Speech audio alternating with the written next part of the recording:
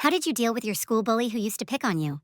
About 20 years ago, when I was in sixth grade in elementary school, there was an annoying boy sitting behind me in class. In previous years, this guy was a real verbal asshole, but I'm pretty smart, and he got burned every time in verbal altercations. Important point. My school was Catholic and we had a school uniform, so as a girl, I wore a knee-length skirt as part of the uniform. Given this context, at the beginning of the school year, this jerk decided to escalate his bullying by lifting my skirt while running down the hallway during recess. At first, it all happened so quickly that I didn't even have time to fully process it. One moment, I was walking back to class, books in hand. The next, I felt a sudden rush of air, the unmistakable touch of fabric being lifted, and then a burst of laughter behind me. He wasn't the only one laughing. Others joined in. The sound echoed down the hallway, bouncing off the high white walls and tiled floor, making it impossible to ignore. My face burned. I froze in place, clutching my books tighter, desperately willing the floor to open up and swallow me. The worst part wasn't even the act itself, though that was humiliating enough, but the way he looked at me afterward, smirking with that smug, triumphant look children get when they realize they've found a weak spot. He always made quick remarks, insults that were meant to sting but never landed because I was a master of words, always sharp enough to humiliate him in front of others. But this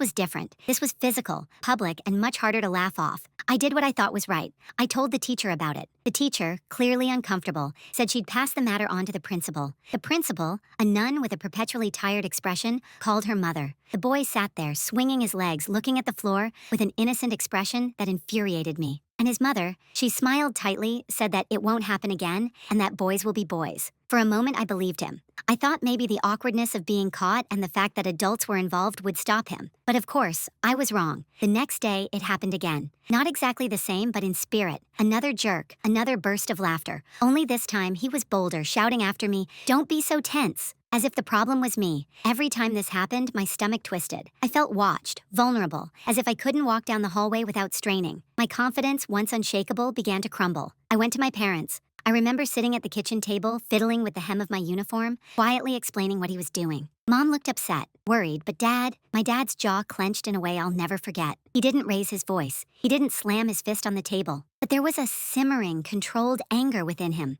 and I could see he was already deciding what to do. After the parent-teacher conference, I learned something that shocked me even more than the bullying itself. His mother was defending him. She said her precious boy was only doing it to get my attention because he liked me, as if the humiliation and bullying were some twisted form of affection. My father didn't find this funny at all. He told her point blank that if she didn't control her son, there would be consequences. I wasn't present for the conversation, but I could picture it perfectly. My father's harsh tone, his unblinking gaze, and the way adults who underestimated him always seemed to give in. The headmistress, however, did nothing useful. As a nun, she responded to everything with forgiveness, reflection, and prayer. She believed lessons should be taught with calm reprimands, written-out remarks, and folded-handed apologies. But these measures never worked on boys like him. Forgiveness meant nothing when he felt no guilt. So my father decided it was time for me to learn a different lesson, one he could teach me himself. That evening, he called me into the living room. He looked me in the eyes and said, "If he bothers you again, don't leave. Don't just complain. Defend yourself. Do whatever it takes until you feel satisfied, and I'll support you." I remember blinking in surprise. My father wasn't one to encourage violence, but he didn't actually encourage it. He was simply acknowledging reality. School wouldn't protect me. Adults had failed me,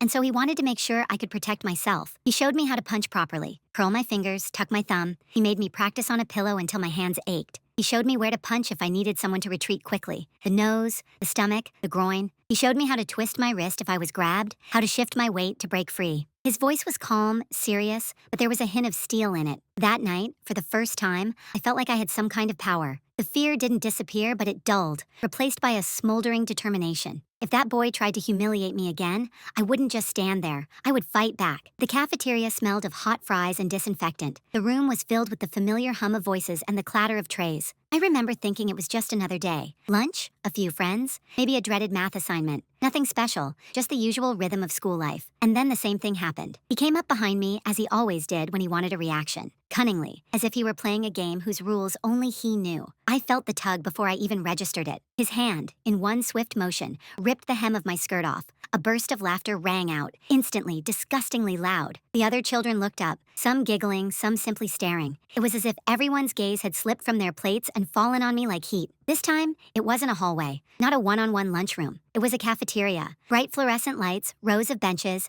teachers and dozens of children scurrying back and forth. He slapped my butt so hard the sound echoed. The slap made my cheeks ache and my cheeks flushed. I doubled over in shock for half a second, clutching the tray, and then rage washed over me. The same hot, pure rage my father had talked about. I wasn't thinking. My body reacted instinctively, just as he'd taught me. I spun, remembering to shift my weight to keep my feet on the ground. I raised my hand and caught him square in the nose. A hard, upward knuckle strike, right where my father had said he'd regret it. There was a sickening crunch, a sound louder than laughter. He stumbled back, his eyes wide, blood seeping from his upper lip. For a moment, the dining room was silent. The chatter died down to ragged breathing and upturned faces.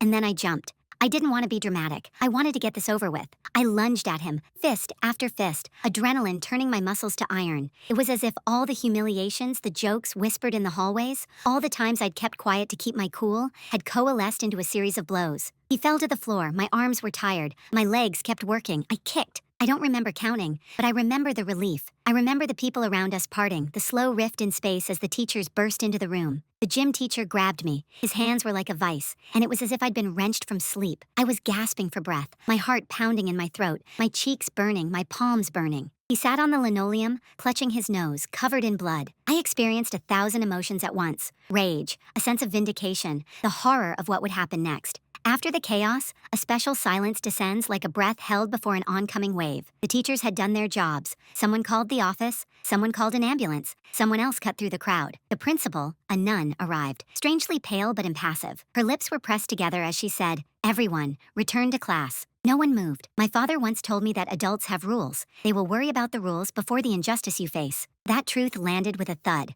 I was sent to the principal's office. The gym teacher followed me, looking at me with eyes that said he understood and was doing his duty. The boys' parents were called. My parents had been warned. The conversations that took place that day were both cautious and loud. Questions. What happened? Accusations. She attacked my son. And explanations that dissolved under the weight of witnesses. My father entered the office as if he had been expecting this, not thirsting for violence, but firm in his resolve. He didn't shout. He didn't dramatize. He looked at me and said, "You were right to defend yourself." I remember my heart clenching a little. The official consequences were complicated. I expected punishment, perhaps expulsion, because I'd been told that's what other girls did when they acted out. Instead, the boys' parents, who had so easily forgiven the initial incidents, were now faced with a son with a bloodied face and a silence they weren't prepared for. At first, he'd lied, said he'd slipped, said it was an accident. My father had spilled the beans. He told them, in that quiet voice that made people listen, exactly what had been going on for months. The boy's mother had trouble suppressing a smile. The class tensed. The principal had to look at the collected reports, the witness statements, the growing bruise on his nose. The narrative had changed. The rumor spread like wildfire through the school.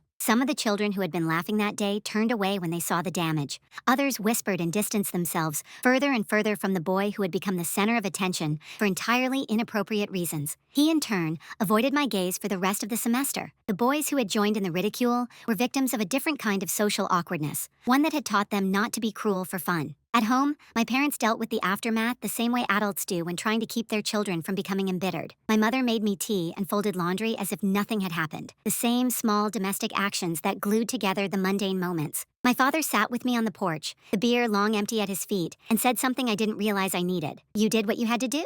He asked if I was okay, and then listened to my answers. Yes, no, and maybe. He didn't gloat. He didn't make heroes out of his fists, but he let me know I wasn't alone. At school, it was called an incident. The case file was recorded. The boy had to stay after school, do community service, and for some teachers, the matter was closed. For others, it was a moment when the culture changed. It was no longer possible to write off minor humiliations as boyish behavior. A line had been drawn, awkward and rude, but visible, and for me, that line meant something. There were also whispers about "she's cruel," a cheap attempt to restore moral balance from those who preferred tidy stories. I heard them from afar and felt the pain, but it couldn't drown out the relief. For the first time in months, I walked down the hallway without bracing myself for a break. There was something else, too, a sense of power, mixed with the realization that I'd crossed a line I'd been taught not to cross. My father taught me to protect myself because he knew institutions were ineffective. This truth stayed with me like a shadow. I learned a harsh lesson. Sometimes you have to be your own savior, and that saving comes at a price. Social consequences, the principal's disapproval, disapproving glances at family gatherings. I realized that protecting doesn't always seem noble. It seems necessary. After a few weeks, the kids who used to make fun of me started asking for help with their homework. Little things, the kind that make it easier to breathe in the school hallway. Some apologized curtly and awkwardly. Some didn't apologize at all, and that was okay. Eventually, the boy transferred to another school. Whether it was because of rumors about his nose, his changed reputation, or his family's decision, I'm not sure. But I remember the relief, like sunshine,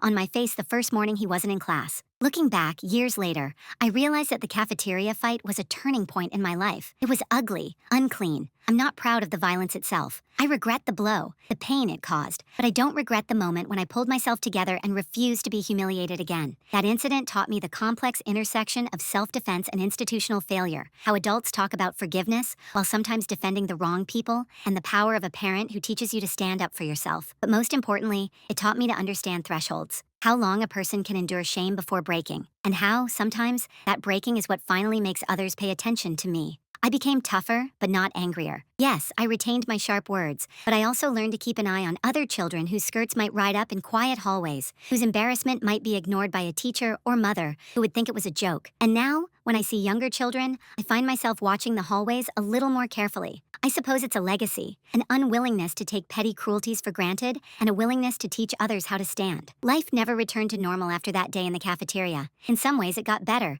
In others, it got more complicated, which my 12-year-old brain didn't expect. Firstly, I quickly realized how people can rewrite events to suit themselves. Some kids told the story as if I'd become a superhero, a girl who had finally snapped and taught the class bully a lesson. I heard whispers in the hallway, dramatic retellings with sound effects of his nose crunching. In these versions, I was a kind of legend. Other kids interpreted it differently. For them, I had gone too far, lost control, become aggressive. I remember one girl, wide-eyed, telling me that her parents considered me dangerous, as if I had suddenly become a bad influence they needed to protect their daughters from. The truth, as always, was hidden somewhere in the middle. Somewhere in the middle. I wasn't proud of every blow I struck, but I couldn't bring myself to regret it either. What surprised me most was how the adults around me chose their sides. The monastery director never looked at me the same way again. She looked so disappointed, as if she thought I'd failed some sacred test of patience. Her solution, as always, was prayer. She made me rewrite poems about forgiveness and forced me to sit in the chapel for meditation. I sat there, staring at the stained glass windows, my knuckles aching and my pride wounded, thinking how absurd it all was. This boy had hurt me, humiliated me, and in response, the institution handed me a Bible and asked me to meditate on love. But my father's reaction didn't waver. He firmly insisted that I was defending myself, that I had done what adults should have done but hadn't. He didn't glorify it. He never smiled when recalling it as a joke, but he reinforced the lesson. Sometimes the world can't protect you, and you have to be prepared. I think it was this resilience, not the blows,